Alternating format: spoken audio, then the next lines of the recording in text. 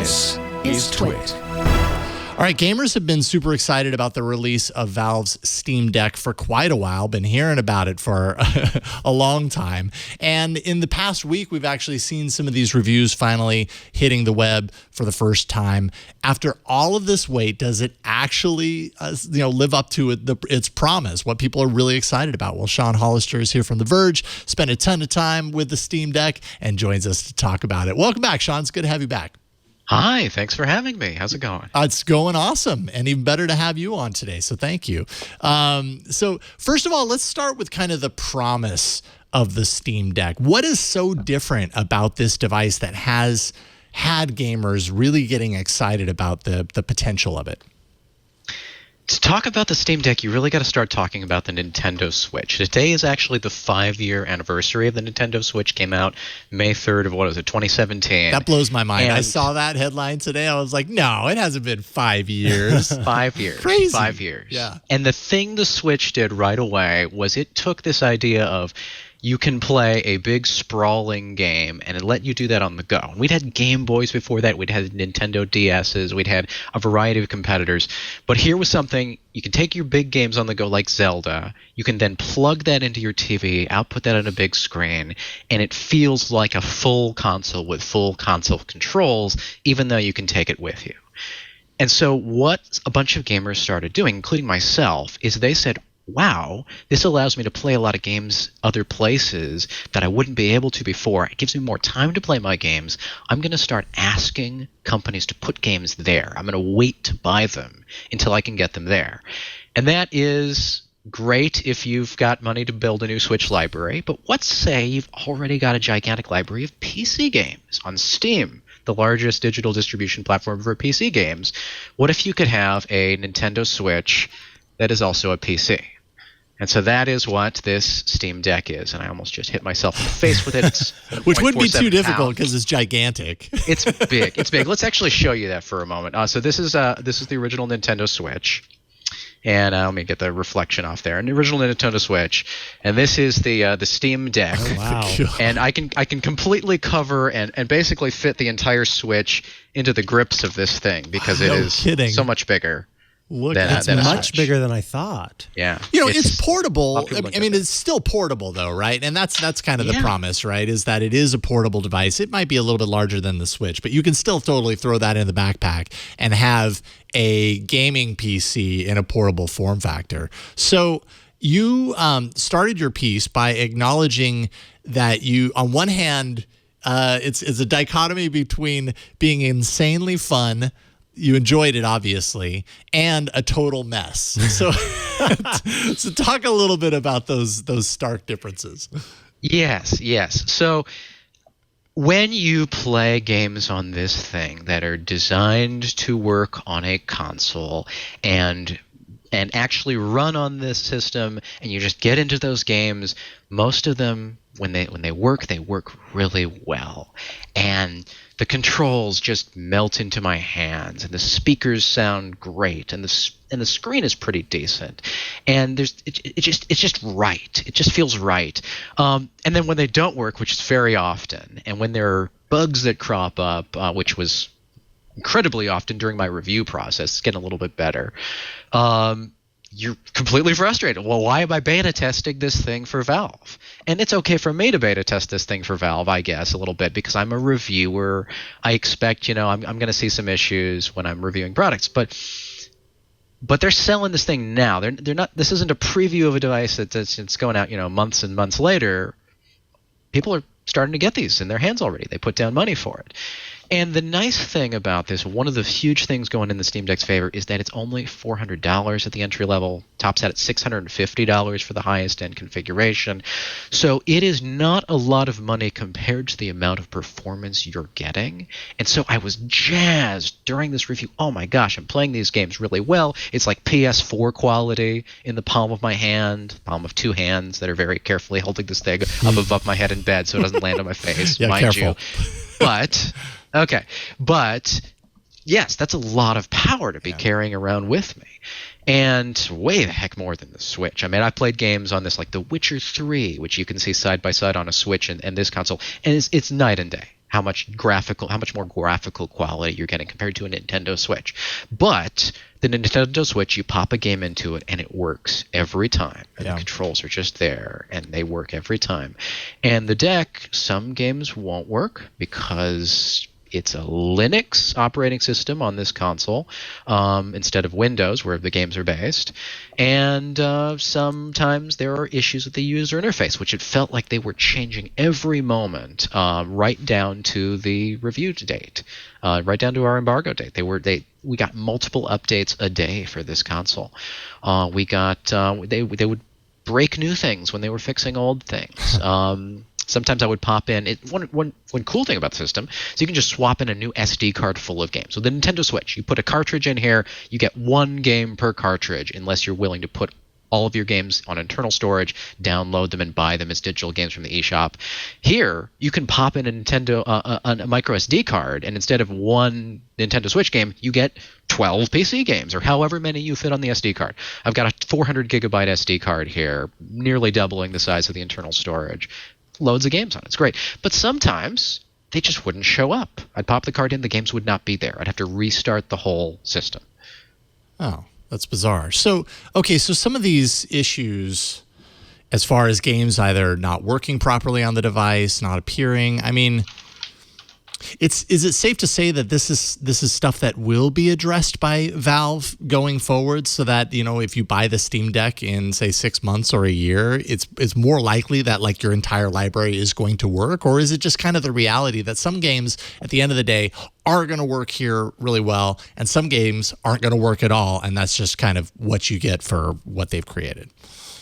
I would say that the compatibility they've already built is really impressive. I would say that 2/3 or more of the games that I have tried on this and wanted to work have worked. The exceptions are games that have anti-cheat software that isn't quite compatible with Linux, and they had to do some workarounds, and they're relying on developers to like implement those workarounds. There's some issues there, but the compatibility was already good during the review process. It's getting better. Some big games have been unlocked since my review. Like, you can play Apex Legends on this system now. You can play Elden Ring, the brand new From Software game. Persona 4 Golden was a game that did not work on Linux versus the Windows compatibility layer for years. And all of a sudden, they said, okay, we know we're pushing out this piece of hardware. We want this to be a great experience. We know people care about that game. We're going to make that game work. And they did. And so that's happening. Valve says, and you can decide whether you believe them or not, but Valve says this is going to be a multi-generational thing. They want to not only improve this system, but they want to build out other portable game systems down the road, including, you know, a Steam Deck 2. They haven't said the word Steam Deck 2, but they're basically saying we're going to build a Steam Deck 2. We're going to keep this going. We're going to let other companies freely use our software so they can build their own portables around this. They are invested at the end of the day in Steam, in having an ecosystem of games and having a storefront that generates a lot of revenue for them by selling games to you digitally. And they're threatened a little bit by the Nintendo Switch. The fact that I was not buying my games for PC anymore because I wanted to take them with me, now there's a way for them to do that. They can claw back that revenue stream. That's huge. Yeah, that's a really great point right there. If you had to, you know, name a game or two that you felt were like the shining example of this device proving itself, like, you know what I mean? At the end of the day, this device can play this particular game, and that is amazing. It was enjoyable. It just worked. Like, what would a game or two be, out of your experience? Let me give you 3 examples really quickly. Let's go high end and then like low end as well. So at the high end, this can play Elden Ring, which is a game that literally just came out. Yeah. It's a sprawling, epic adventure from the folks who brought us Dark Souls. It's this fantasy. It's great. The graphics are solid. It is a game that it's the kind of game that you would generally not be able to run on a very low end PC. You'd need to get a decent system, not a high-end system, but a decent system to run this, and it plays here. Control is a game from, I believe, 2018. It's got all kinds of physics. It's got telekinesis, so you can pull objects out of the world and throw debris across things, and things will splinter everywhere as you're trying to navigate this mystery and this anyhow, it's a very, very mysterious, like, sci-fi game where you're exploring this. Anyhow, so that works brilliantly well on here. But also some indie games. I was playing Into the Breach on here, which is a game that I typically only play in little bite-sized chunks. Now I'm playing it here all the time. I got sucked in for a couple hours. Vampire Survivors is an early access game that just recently came out on PC. It's the kind of game where I would used to say, I'm going to wait for it to come out on Switch, and I just bought it here. And I'm like, okay, and now I'm just playing it on the deck. It's great. Nice.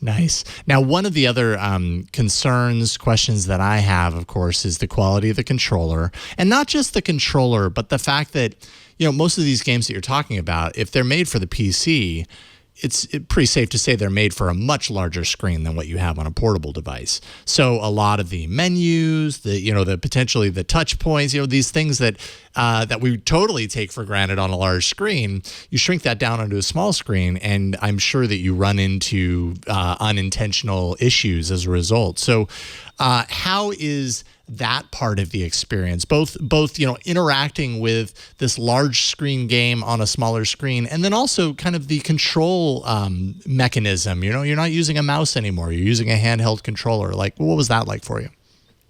Yeah, I'm going to try to pull up an example while we talk, assuming it's still on here, because there's a great illustration of that. Okay, so here's this will take a moment, but I'm going to launch the original Portal, and I'm going to launch Into the Breach for you as a couple examples of this. And so basically, one of the important things going in here is that Valve wants you to be very aware of whether a game's going to run well on Steam Deck before you buy it, hopefully, before you spend the time downloading it even. So it's got some compatibility checkers in its library. And one of the things it looks for is explicitly whether the UI is going to be large enough. And so what they've been doing very recently, and this is very recently, since my review even, they've gone back and they've added higher resolution and also but larger user interfaces. I don't know if you can see that angle to a bunch of their games. This game did not used to have a menu with large text. This was designed for screens that'd be close to your face. They've done that with Portal. They've done that with Half-Life.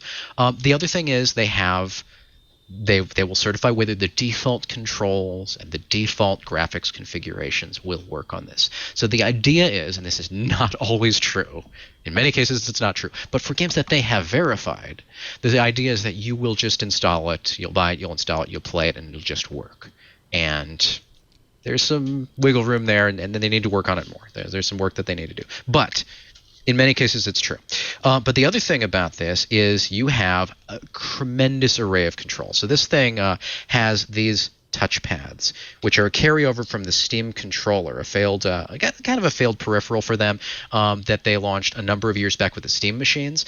It was a cult classic, and a lot of people glommed onto it because it had these amazing trackpads. And so what these are is they are a virtual trackball. I don't want to say a mouse because they don't act like a mouse. Like, you can fling these across the screen and you can feel the momentum of a virtual ball beneath your fingers because they have these linear actuators beneath them that can provide vibration and sensation. And it's not a lot. Like, you're not going to feel textures or anything like that, but you can feel that something is moving beneath it. Something is going on, and it's great. It's also got analog sticks on both sides now, D-pad and buttons. Not only triggers and bumpers like you'd find on an Xbox controller, but also these back buttons. I love to be able to just have those under my fingers, keep my thumbs on the sticks. I never have to take my thumbs off the sticks because I can just press these buttons and these buttons instead of reaching for the face buttons. That's super handy.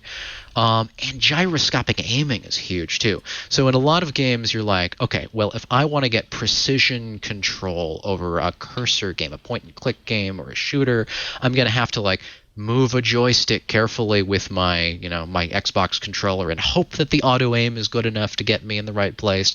Well, here, not only do you have the touchpad for some of that accuracy to give you kind of a direct control over the cursor, but you can also have this gyroscopic aiming, where if you just leave your thumb on the thumbstick or leave it on the touchpad, you can get the cursor to move around I don't have it enabled in this game, but you can get the cursor to move around that way as well. So you just tilt the system various directions and for fine control over the cursor or the aiming reticle. Super handy.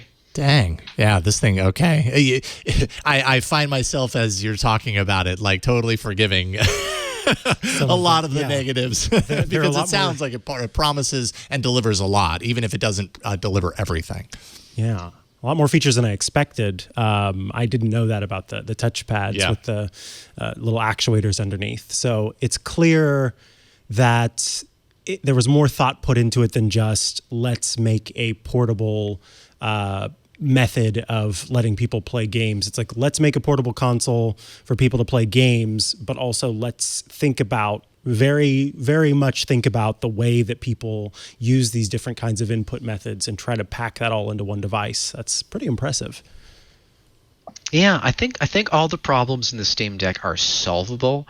The question is, how long is it going to take to solve them? Will Valve solve all of them with the first revision, the first hardware that people are buying?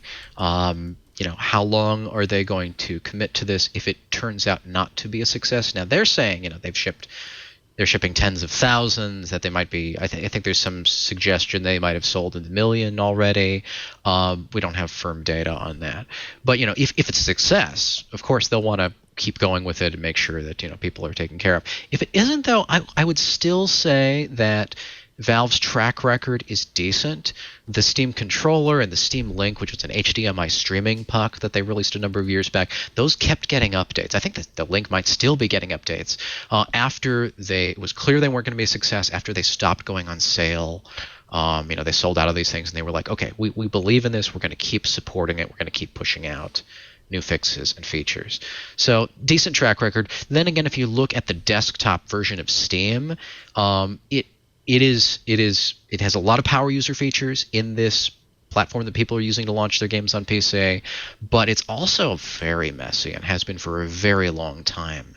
I think Valve cares a little bit more in general about power users than they do about creature comforts, pick up and play, it just works kind of mentality. And so this is a bit of a change for them to say that they're doing that, and I'm eager to see if they follow through. Yeah, interesting. I'm so happy that we were able to bring you on today. This was fascinating, and I think we'll go a long way. Your review and others go a long way to, obviously illustrating the downsides, but illustrating the potential and why a device like this needs to exist. So I want to thank you for coming on with us today. Sean Hollister is Senior Reports Editor at The Verge. You're awesome, Sean. Where can people follow you online? Yeah, I'm at theverge.com. I'm at Starfire2258 on Twitter. I love it. All right. Thank you, Sean. Take care. We'll talk to you soon. Thanks for having me. All right. Bye.